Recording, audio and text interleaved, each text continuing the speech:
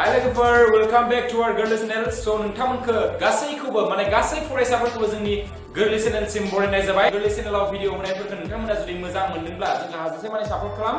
आरो नोंथांमोना जुदि चेनेलाव गोदानबा साबस्क्राइब बटनखौ थुनानै हो आरो गासैबो गोदान भिडिअ होनाय नटिफिकेशनखौ मोननो थाखाय नोंथांमोना बेल आइकनखौबो थुनानै हो जाहाथे भिडिअ होनायनि लोगो लोगो नोंथांमोना थाबैनो नटिफिकेशनखौ मोननो मोनो। दा जों नै भिडिअनि गेजेरजों जों मा सोलोंनो हागोन जों बेखौ जोङो भिडिअखौ गोबाव खालामालासिनो लोगोफोर स्टार्ट खालामनोसै।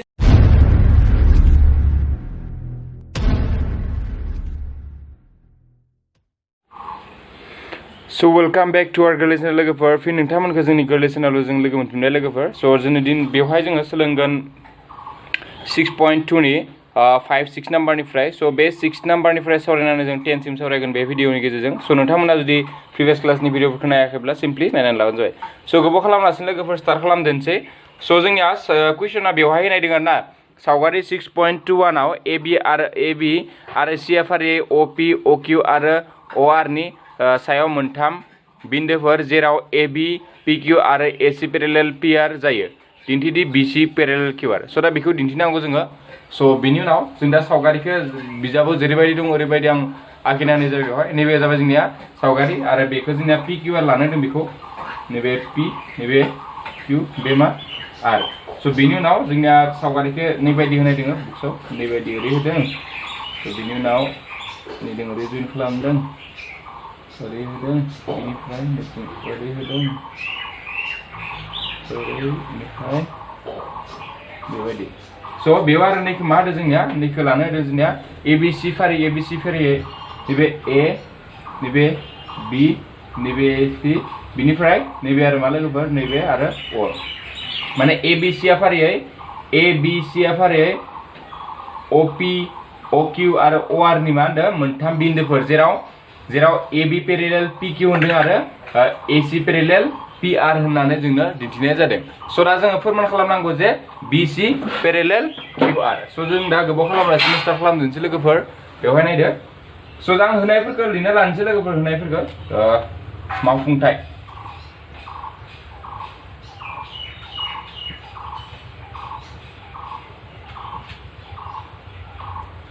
सो होनाय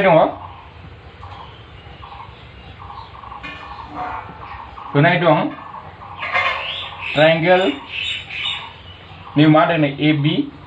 AB पेरेलेल PQ ना ट्रायंगल OPQ आव लानोसै आं ट्रायंगल OPQ आव जोंना मा होनाय दं लोगोफोर AB पेरेलेल PQ बेखौ होनाय दं आरोना। इनिफ्राय आरो दा जुदि बेबायदि जुदि जायोबा AB पेरेलेल जुदि PQ जायोबा जों थार बुंथि 6.1 निफ्राय जों मा होननाय लोगोफोर therefore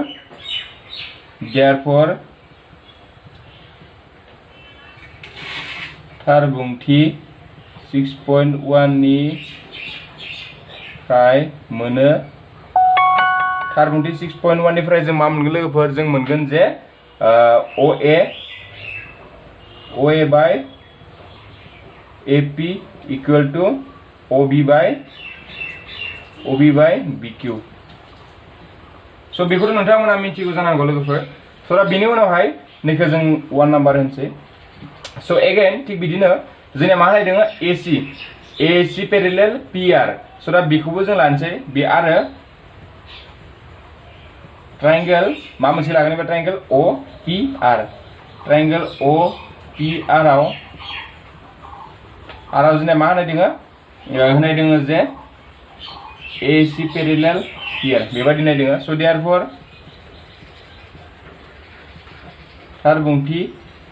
6.1 निफ्राय मोनो मा मोनगोन लोगोफोर 6.1 निफ्राय जों मोनगोन जे OA by AP equal to OC by CR बेखौ मा होनसै आं लोगोफोर 2 नाम्बार होनाय जाबाय। सो बिनि उनावहाय दा डाइरेक्ट जों लिरखा दोनसै जे therefore 1 आरो 2 निफ्राय मोनो। So 1 आरो 2 निफ्राय मा मोनगोन नाय लोगोफोर बेवहाय जोंनिया OA बाय AP दङ बेवहाय मा दङ OA बाय AP स' दा बिसोर मोननै आरो बिजों इकुवेल बिजों इकुवेल स' दा नैबायदि आरोना जों आं आगोलनो बुजायखादों जे A इकुवेल टु B आरो A इकुवेल टु जुदि C जायो जोंनिया मा जायो लोगोफोर B इकुवेल टु C स' बेबायदि जोंनिया फर्म जोंनि बेबायदि लिरनो हायो आरोना दा माने A जों B जों समान बा A जों C जों समान बा B जों C जोंबो समान स' देयारफर जोंना मा मोनगोन बेथिं मोननिफ्राय OB equal to BQ equal to OC by CR मा मोनखो लोगोफोर OB बाय BQ ओमफ्राय OC बाय CR नाय OB बाय BQ निफ्राय OC बाय CR अब्ला जों नाय BC जों QR जों पेरेलेल लिरनो हागोन ना लोगोफोर OQR निफ्राय स' देयारफर ट्रायंगल OQR निफ्राय जों मोनो मा मोनगोन लोगोफोर BC पेरेलेल QR थार बुंथि मा 6.2 बाहायना मोनो बुझा लोगोफोर मानना नाय OB आं आलदा पेन दों जानोसै नैयाव OB दं ना लोगोफोर बेवहाय नाय नै OB नैबे OB बाय BQ निखिना BQ नैया नै सिंनिया बा थिग बिदिनो नैथिं OC ओमफ्राय नैबे मा CR नैया CR स' दाय बिजों रुजुथायफोरा समान स' बेनिखाय जोंनिया मा जागोन नैजों आरो नैजों मा जागोन लोगोफोर जोंनिया पेरेलेल जाबाय स' बेबायदि सिम्पलि नोंथांमोना लिरना होबानो जाबाय लोगोफोर स' दा गोबाव खालामालासिनो नेक्स्ट कुइसनखौ जोङो सावरायलायनोसै स' एबार जाबाय जोंनिया कुइसन नाम्बार लोगोफोर 7 स' आं दा बेखौ माबा खालामनोसै साइडथिं लांना लायनोसै स' जोंना एबार मा नांगौ लोगोफोर कुइसन नाम्बार 7 नाम्बार कुइसन स' बेवहाय नोंथांमोना कुइसनखौ लिरनो रोंदों जे मा थार बुंथि 6.1 खौ बाहायनानै फोरमान खालामदि आखान्थिथामनि मोनसे आखान्थिनि गेजेर बिन्दोजों गुबुन मोनसे आखान्थिनि गेजेर बिन्दोजों गुबुन मोनसे आखान्थिनि लिगै बोनाय नैबे हांखोआ जानांगौमोन हांखोआ थामथि आखान्थिखौ समानै दानस'यो स' जा सावगारिखौ आखिना होनोसै लोगोफोर स' सावगारिया माबायदि जागोन जे नैयाव होदों जे जोंनिया हमना ला नै मोनसे आखान्थिथाम नै मोनसे मा लोगोफोर जोंनिया आखान्थिथाम हा बे आखान्थिथामनि हमना ला नैखौ होनसै A नैखौ होनसै B नैखौ होनसै C ओमफ्राय नैबे हमना ला गेजेर बिन्दो लोगोफोर बे मा जोंनिया गेजेर बिन्दो होननानै आङो हमनाय जाबाय स' दा बे जुदि जोंना गेजेर बिन्दो जायोबा मा होनदों एकर्डिं टु कुइसन बेवहाय नै गेजेर बिन्दोनिफ्राय माने नै गेजेर बिन्दोनिफ्राय जुदि जों नैथिं बोयोबा नैयालासे जुदि नै गेजेर बिन्दोनिफ्राय BC नि जुदि लिगै जुदि नैबायदि बोयोब्ला नै बिन्दोखौ नै माने AC खौ जोंनिया माने समानै मा खालामदों दानस'यो थामथि आखान्थिखौ स' दा नैखौ D लाबाय नैखौ E लाबाय स' जोंनिया मा दिन्थिनांगौ AE जों EC जों समान माने गेजेर बिन्दो जानांगोन आरो नैबे माने फार्स्टआव कुइसन होदों D आ AB नि गेजेर बिन्दो आरो बिनि उनाव नै G बिन्दोनिफ्राय गेजेर बिन्दोनिफ्राय BC नि पेरेलेल लिग लानानै बोनाय आखान्थिया माने जायखिजाया दोंसे बोनाय लिगआ AC खौ माने समानै दानस'यो बेबायदि आरोना सिम्पलि स' दा सल्युसन होनायफोरखौ लिरनो लानोसै दा होनाय दं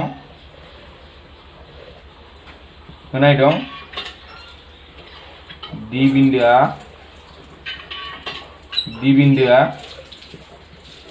AB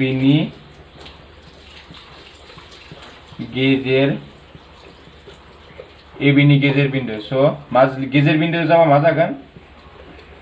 AD equal two DB अबियासलि गेजेर बिन्दो जाबा बिसोर मोननैया मा जागोन समान जागोन बेखौ आं मा होनसै 1 नाम्बार इकुवेसन होनसै स' बिनि उनाव स' आरो जोंनिया मा होनाय दङ लोगोफोर आरो जोंनिया होनाय दङ DE पेरेलेल BC स' माने जोंनिया नैजों आरो नैजों जोंनिया मा पेरेलेल फोरमान खालामनांगौ दि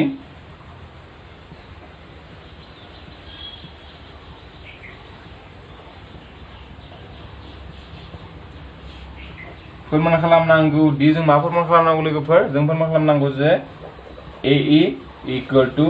EC एबा जों एबाबो मा लिरनो हायो एबा E बिन्दोआ AC खौ समानै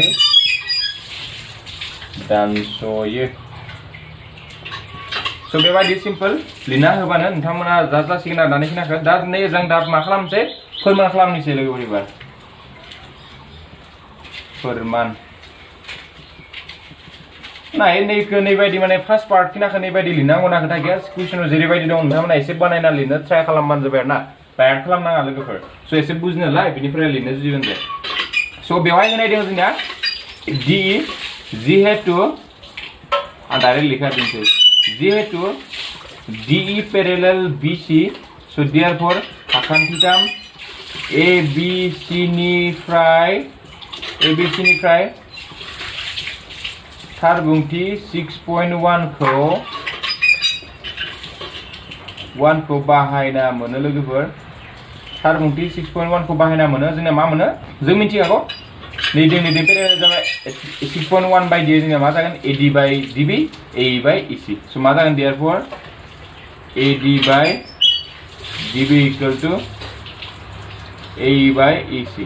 बार बेवहाय नाय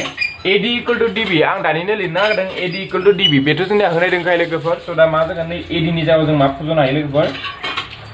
DB फज'नो हायो नैथिनिया DB equal to नाय A equal to EC ना बेवहाय DB नै मा लिरनो हायो जों 1 निफ्राय मोनो होननानै लिरना होबानो जाबाय बेनिफ्राय DB cancel so implies that बिजों क्रस मोननै मा जाखो 1 थाबाय A equal to मा मोनखो A equal to A equal to AC so दा क्रस मल्टिप्लिकेशन बेजों सानजाबदो दा so मा जाखो दा AC equal to मा मोनखो AE दा इनियाव जोंना फोरमान जाबाय ना लोगोफोर बेखौनो मोनबायना नाया A equal to AC so therefore फोरमान जाबाय so बेखिनिखौ लिरना फैबानो नोंथांमोना फुल मार्क्सखौ मोनगोन आरोना so जों गोबाव खालामलासिनो नेक्स्ट कुइसन जों थांलाय दोनसै लोगोफोर एबारना जाबाय 8 नाम्बार कुइसन so नाय जों 8 नाम्बाराव मा दङ नाय थार बुंथि 6.2 खौ बाहायनानै फोरमान खालामदि आखान्थि 3 नि मोननै आखान्थिनि गेजेर बिन्दो दाजाबनाय आंखोआ थामथि आखान्थिनि लिक जायो so नैबेबो 7 नाम्बार दोनो एसे आरोना स्ट्राक्चारा फोरमान खालामनायनि स्ट्राक्चारा जों खालामना लायनोसै so आं सावगारिखौ आखिग्रोनोसै लोगोफोर नैनि माबाखौ नोंथांमोना खालामनाय आगोलावनो सावगारिखौ आखिखानांगोन नङाब्ला बुजिनो खालामबाबो नोंथांमोना मार्क्सखौ मोननाय नङा आरोना सावगारि जुदि आखियालासिनो खालामबा ABC दानिजों एखे दानिनि उल्था आरो नैबे ना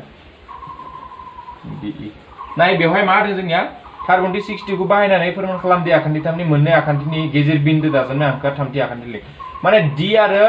E बिन्दोखौ जोंना गेजेर बिन्दो होनाय दङ माने AB आरो AC नि जायखिजाया आखान्थि मोननै लादो बेयावबो आखिनो हागोन नोंथां नैबायदिबो नैनिफ्राय बेखौ आखान्थि गेजेर लानानै बिथिं ओरै बोनो हागोन बाट आं सुबिदा कारणे बिथिं बोनाय जाबाय स' दा जों दिन्थिनांगौ जे DE आ BC नि लिक होननानै जोङो दिन्थिनो नांगौ स' दा लिरना लानोसै मा होनाय दङ मा होनाय गैया बेफोरखौ लिरना लाबानो जाबाय मावफुंथाय दानि बायदिनो आरोना होनाय दङ D आरो E बिन्दोआ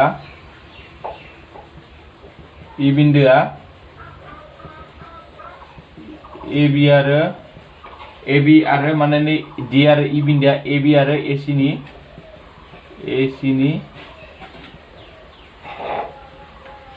गेजेर बिन्दो so therefore जों मान लायो लोगोफोर therefore AD equal to DB नैखौ 1 होनसै बिनिफ्राय आं मान लायो A equal to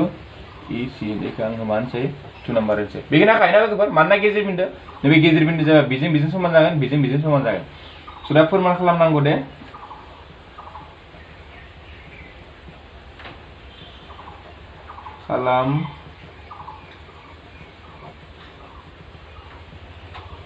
मा फोरमान खालामनांगौ लोगोफोर जोङो फोरमान खालामनांगौ D पेरेलेल BC माने DE जों BC जों पेरेलेल होननानै दिन्थिनांगौ स' दा आं फोरमान खालामदोंसै फोरमान स' दा होनाय थानायनिफ्रायनो जों फोरमान खालामनांगोन लोगोफोर स' दा जों लिरग्रोनोसै लोगोफोरनि बायदि आरोना हियार बेवहाय जोंना मा होनाय दङ AD equal to DB so नै आनै बायदि होनाय दङ so implies that AD by DB equal to 1 बेबायदि लिरनो हायो लोगोफोर माने DB खौ नैथिं लाना हाबा बे मा जागोन AD by DB स बिथिं 1 थाबाय बेखौ आं 1 नाम्बार होबाय स नै मोननैखौ नोंथांमोना होआबा 1 आरो 2 होनो हमना लायाबो जागोन बेखौ नाङा बेखौ हमना लाना हा नै 1 नै हमसे स आरो जोंनिया मा होनाय दोङो आरो नैबो होनाय दोङो ना A equal to EC स बेखौबो आं माबायदि लिरनो हायो लोगोफोर A by EC equal to 1 थायोना जास्ट EC को बिथिं लाना फैबा जोंनिया इथिं मा थाहैगोन 1 थाहैगोन स दा बेखौ जों बेबायदि लिरनो हायो आरोना स गासै मिथियाव नाय बेखौ 2 नाम्बार होबाय दा 1 आरो 2 जोंनिया बे राइट हेन्ड साइडथिं बेयावबो 1 दङ बेवहाय मा दङ जोंनिया 1 दङ स दा बिसोर मोननैनिफ्राय जों दा डाइरेक्टलि मा लिरनो हागोन स दानिनि बायदि आरोना जेहेतु A equal to B जाबा A equal to C जाबा जों A B जों C जों समान जायो होननाय गैया ना स देयरफॉर 1 आरो 2 नि फ्राय मोनो स 1 आरो 2 निफ्राय जों मा मोनो लोगोफोर AD by DB equal to AE by EC नाय दा बेवहाय नाय AD by DB आरो AE by EC जोंनिया मा जागोन लोगोफोर बेवहाय जोंनिया समान जाबाय स थार बुंथि 6.2 को बाहायनानै जों मा लिरनो हागोन लोगोफोर D parallel BC स देयरफॉर थार बुंथि 6.2 बाहायना मोनो थार बुंथि 6.2 को बाहायबा जों मा मोनो लोगोफोर DE parallel BC बेबायदि डाइरेक्ट लिरना होबा नोंथांमोना मार्क्सखौ मोनगोन आरोना जोंनि मेन बुस्थुआ नैबे लोगोफोर नैबेनो जोंनिया फोरमान खालामनाय हायो आरोना नै गोदै मोनबानो स दा जों गोबाव खालामलासिनो नेक्स्टखौ खालामलायनोसै लोगोफोर स एबार जाबाय जोंनिया 9 नाम्बार स एबार मा लोगोफोर 9 नाम्बार स 9 नाम्बाराव नाय मा होनाय दङ जोंनिया जे होनाय दङ जे ABCD आ मोनसे ट्रेपेजियाम जेराव AB पेरेलेल DC आरो बिनि खना हांखोफोरा गावजों गाव O बिन्दु दानसयो दिन्थिदि AO by BO equal to CO by DO स ट्रेपेजियामनि मोनसे प्रपार्टी माने धोरोम होनना बुंनो थाङोब्ला ट्रेपेजियाम जानांगौबा जोंनिया जायखिजाया मोनब्रै आखान्थि थायोना ट्रेपेजियामाव मोनब्रै आखान्थिनि जायखिजाया मोननै आखान्थिया मा जानांगोन लिक जानांगोन आरोना स बेखौनो जोङो ट्रेपेजियाम होनना बुंनाय जायो स आं दा मोनसे ट्रेपेजियाम आखिनोसै नैबे दा जोंनिया ट्रेपेजियाम आखिनाय जाबाय आरोना आङो नाय बेयाव ट्रेपेजियाम नैबे जोंनिया लिगा नैजों आरो बेजों लिग आरोना बेवहाय लोगोफोर स बेनि खना हांखोबो आखिनो होदो जोंनिया खना हांखो आखिनो लाबाय आङो निखौ आं होबाय A निखौ B निखौ C निखौ मा आङो हमना ला D बिनिफ्राय जोंनिया मा होनदों बिनि खना हांखोफोरा गावजों गाव O बिन्दोआव दानसयो निखौ O लानो होदो लोगोफोर स दा निखौ फर्मुला खालामनो कारणे जोङो आखिना लानांगोन मोनसे बेखौ आखिनाया जाबाय नैनि माने जोङो E बिन्दो नै E जायखिजाया मोनसे E बिन्दोनिफ्राय जोङो बेबायदि आखिनो हागोन जेराव जोंना E बिन्दोखौ नै मोनसेखौ जोंना DC नि माने लिक बोनानै लानाय जाबाय आरोना स दा फोरमान खालामदोंसै लोगोफोर आङो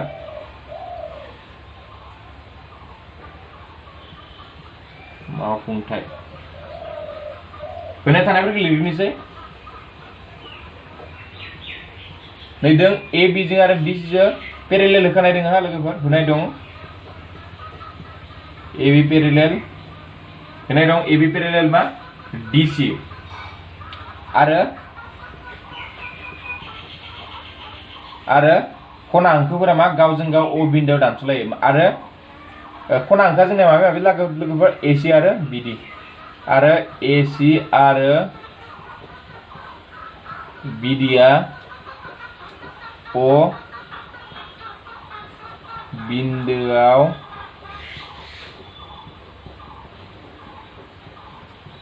मा बिन्दो दानसलायो लोगोफोर O बिन्दो जोंनिया दानसलायो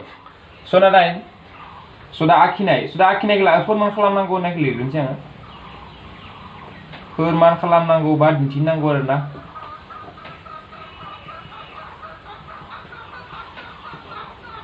फोरमान खालामनांगौ दि AO by BO equal to CO by DO स बेबायदि दिन्थिनांगौ आरोना लोगोफोर स दा आं आखिनायखौबो लिरनांगोन बेवहाय आखिना लादों नालाय जोङो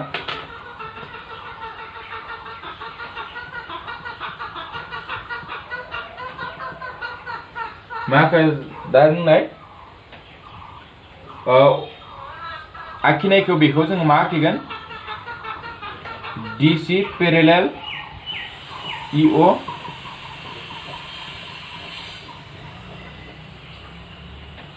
आखिनाय जाबाय जों मा आखिगो लोगोफोर नै DC नि पेरेलेल जों मा आखिखो EO जोङो आखिना लानाय जाबाय आरोना स' दा फोरमान खालामदोंसै जोङो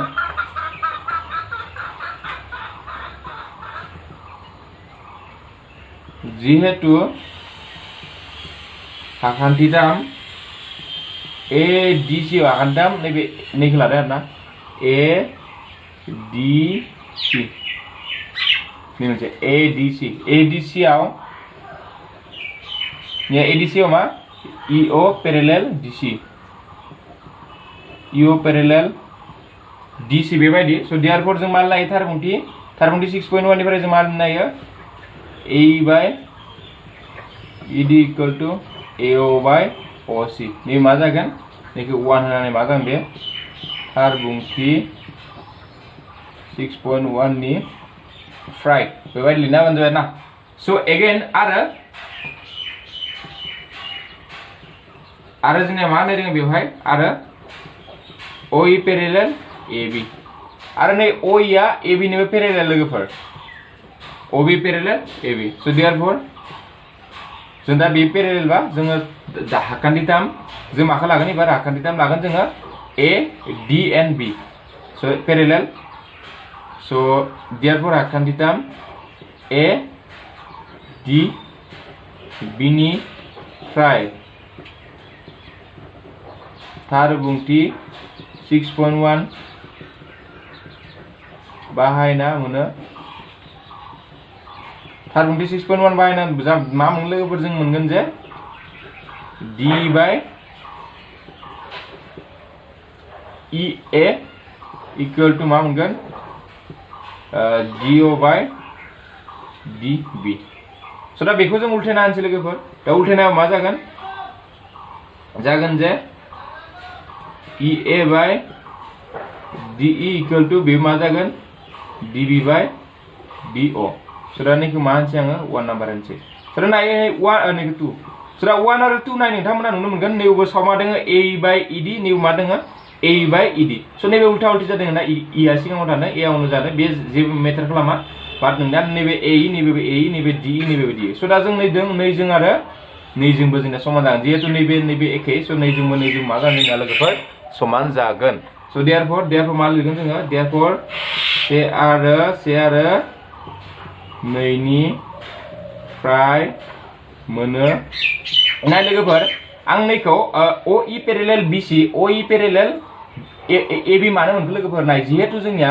DC जों AB जों जिहेतु parallel so बेनिखायनो जुदि EO जों DC जों जुदि parallel जायोबा जोंना EO जों AB जों obviously parallel जागोन so नैबायदि आरोना आं नैबे हिनजानि गोनां लिरनो नाजागासिनो दे नै मोनसेखौ जों हमना लायाखैबा मानो बेबायदि लिरनो हायो जों नाय जोंना जिहेतु फार्स्टआव होनाय दंखायो AB parallel DC राइट नैया AB parallel DC so बाद जोङो आखिदों AU parallel DC बेबायदि आखिदों बाद नाय नै DC parallel मा DC parallel AB बाद नै DC parallel EO so बिसोर मोननै बार जों मा लायो AB parallel EO मोनगोन ना लोगोफोर मोनगोन ना so दा नाय फोरमान 1 नैनिफ्राय मोनो जों मा मोनगोन नैनिफ्राय AU by OC equal to DB by मा जागोन नैबे DB by DO so बेबायदि जाबाय so बिनि उनाव लोगोफोर आं लिरनायाव एसे मिस्टेक खालामदों DO DB लिराखैमोन नैबे OB सो लोगोफोर so नैबे मा जागोन नैबे OB हा so आंना एसे मिस्टेक जायाखै बाट लिरनायाव मा होनो D बायदि नुनाय बायदि मोननानै आङो D खोनो O खोनो D लांदों आरोना so नैबे सानैयासो मा जागोन सानैया DO लोगोफोर नैबे DO हा so आं आलदा कलम बाहायनोसै so मिस्टेक जालांगोन अब्ला नाय नैबे OB आ जोंना गोजौ खारबाय लोगोफोर बेनिफ्राय DO माने OD एखे आरोना DO बेबायदि जाबाय so बेनिफ्राय मा लायो नैबे जोंना मा जागोन लोगोफोर नैबे OB नैबे DO नैबायदि जाबाय so बेनि उनाव जोंना नैबायदि गैया नालाय AO आ साव दङ AO आ साव दङ क्लियार बाट सिङाव BO दङ BO खौ बिथिं लाना फैबा जों मा जागोन दा AO बाय नैखौ बे OC नि जायगायाव जों BO खालामनो हायो इक्वल टु नै OC खौ बिनि जायगायाव लांनो हायो माने CO इक्वल टु DO दा लोगोफोर फोरमान जाबायना बेवहाय बेखौ नुबाय so दा फोरमान जाबाय नाय नोंथांमोना खालामनायाव जाहाथे मोजाङै खालाम आरोना ABCD बेफोर मानखौ मोजां लिरबानो जाबाय आंना एसे नाय मिस्टेकआनो जालांदोंमोन नैयाव जों लिरदोंमोन आं मिस्टेक लिराखै बाट लिरनाया एसे सिनायनि थाखाय आङो नेक्स्ट स्टेपाव अ बि खोनो आङो डि बि लिरना दोनफ्लांदोंमोन स' बिनि कारणे निमाहा बिनाय थाबाय स' दा जों 10 नाम्बारखौ जों सावरायलायनोसै एसे स' एबार जाबाय जोंनिया लास्ट नायनि एबार जोंनिया मा लोगोफोर 10 नाम्बार स' दा 10 नाम्बार मा दोंनाय ABCD आ मोनसे आखान्थिब्रैनि खना हांखोफोरा गावजों गाव अ बिन्दोआव ओरैबायदि दानस'यो जेराव AO by BO CO by DO दा दिन्थिनांगौ ABCD आ जोंना ट्रेपेजियाम स' ABCD आ ट्रेपेजियाम दिन्थिनो कारणे जों ट्रेपेजियामनि मोनसे धोरोमखौ मिथिनांगोन जे ट्रेपेजियामनि मोननै आखान्थिफोरा जोंनिया मा जायो पेरेलेल जायो माने लिग जायो स' बिसोर मोननै आखान्थिखौ जोङो जायखिजाया मोननै आखान्थि लिग होना दिन्थिनो हाबानो जों बेखौ मा होनना लागोन लोगोफोर पेरेलेल होननानै डाइरेक्ट होनानै लिरना होगोन आरोना स' नैबे 10 नाम्बारा 9 नाम्बारजों एसे एखे जेरैबायदि प्रुफ खालामदोंमोन 9 नाम्बारखौ बेबायदिनो जोङो बेखौबो एसे खालामगोन आरोना स' होनाय थानायफोरखौ लिरना दोनसै होनाय दं ABCD आखान्थिब्रैनि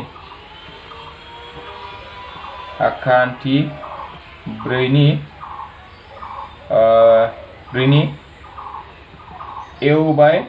BO equal to CO by DO बेबायदि नायदों आरोना बेवहाय जोंना मा नायदों AO by BO equal to CO by DO स'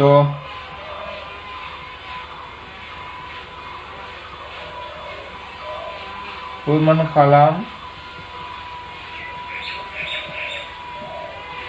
खालामनांगौ दि जों माबायदि फोरमान खालामनांगौ जोंखौ ABCD आ मोनसे ट्रेपेजियाम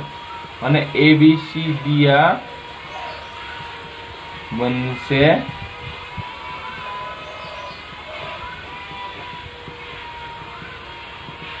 ट्रेपेजियाम होननानै जोङो फोरमान खालामनांगौ स' आखिनायखौ लिरना लानांगोन आखिनाय जों जिहेतु आखिना लादों AB खौ E बिन्दोआव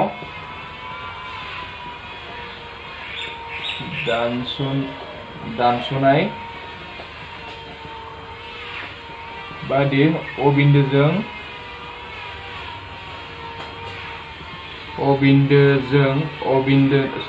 बिन्दोनि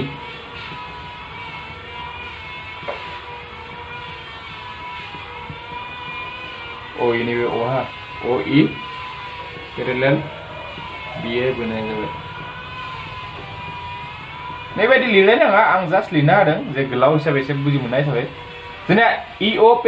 EO दाजाबनाय जाबाय होननानै डाइरेक्ट लिरना होबाबो जागोन आरो नैबे सुंद' महरै जुदि लिरोबा नैबायदि लिरना होदो E आरो O खौ दाजाबनाय जाबाय स' दा एबार मा खालामगोन लोगोफोर जोङो फोरमान खालामगोन हा नोंथांमोनखौ एबार स' नाय बेवहाय जोंनिया स' हियार आखान्थिथाम DBA आव जोंना मा दोङो DBA आव जोंना मा दोङो नाय OE पेरेलेल BA बा AB जोंना मा दोङो OE बा EO पेरेलेल AE बा DB स' दा बे जोंनि दा बेनिफ्राय जों मा लिरनो हायो बेनिफ्राय जों लिरनो हायो जे जोङो थार 6.1 निफ्राय मा लिरनो हायो लोगोफोर DE by EA equal to DO by OB स' बेबायदि जोङो लिरनो हायो आरोना स' ना बेवहाय नैबे दोङो AO बाय BO होनाय दोङोमोन ना जोंनिया AO बाय सरि जोंनिया मा होनाय दोङोमोन बेयानिया AO बाय BO आरो मा दोङो CO बाय DO बेबायदि होनाय दोङोमोन आरोना स' ना बेवहाय जोङो बेखौ दा मा खालामगोन स' नाय लोगोफोर बेवहाय जोङो भिडिअआ दिखांबाय थानायावनो आं लिरफ्लांबाय थाबाय बिनिफ्राय भिडिअआ जोंनिया स्टप जालांदों गावनो गाव स' बेनिखाय आं दा नैखौ जों दा लिरखानाय दोङो नालाय स' बेखौनो आं एसे बुजिना होनोसै लोगोफोर स' दा बेवहाय मा दोङो बेवहाय नाय जोङो दानि नै आलासि खालामदोंमोन लोगोफोर बेहालासे बे लाइन आलासे बा नै लाइननिफ्राय जेब्ला आं नैसिम लिरबाय थायो अब्ला जोंनिया भिडिअआ पज जानानै माने भिडिअआ मेम'रिया फुल जानानै माबाना होनाय जादों आरोना भिडिअआ माबानाय जादों माने भिडिअ थिखांनाया अफ जाना होलांदों स' दा आं अब्लाबो दा नैया दा आं बुजायना होनाय जाबाय स' लिरनायखाय आं दा एक्सट्रा लिरना होलासै दाबो नोंनिफ्राय बुजायना होनोसै जा जोंना होनाय दोङोमोन नैबे होनाय दोङोमोन ना AO बाय BO नै आं बेयावहाय लिरबाय बिनिफ्राय CO बाय DO बेखौ लिरबाय स' दा बिनि उनावहाय बेखौ नैखौनो बेयावबो लिरबाय बिनि उनाव बेखौ उल्थायना होबाय माने नैबायदि खालामबाय आरोना A1 थाबाय ओमफ्राय CO खौ नै BO नि जायगायाव नैयाव लिरथिं लाबबाय बिनिफ्राय बै BO खौ नै CO नि जायगायाव लांबाय बिनि उनाव नै मोनसे लाइनाव जोङो नैखौ उल्थायना होबाय माने नै AO खौ सिङाव लाबबाय CO खौ सायाव लांबाय बिथिंनिखौबो BO खौ सायाव लांबाय बेनिफ्राय BO खौ सिङाव लाबबाय DO खौ महा लाबखो सायाव लाबबाय स' दा 1 आरो 2 नाय 1 आरो 2 आव बेवहाय मा दोङो DO बाय OB बेवहाय मा दोङो DO बाय OB स' दा 1 आरो 2 निफ्राय जों मा लिरनो हायो DE बाय EE इक्वल टु CO बाय AO दा बिनिफ्राय जों थार बुंथि 6.2 खौ इउज खालामनानै जों मा लिरनो हायो लोगोफोर नाय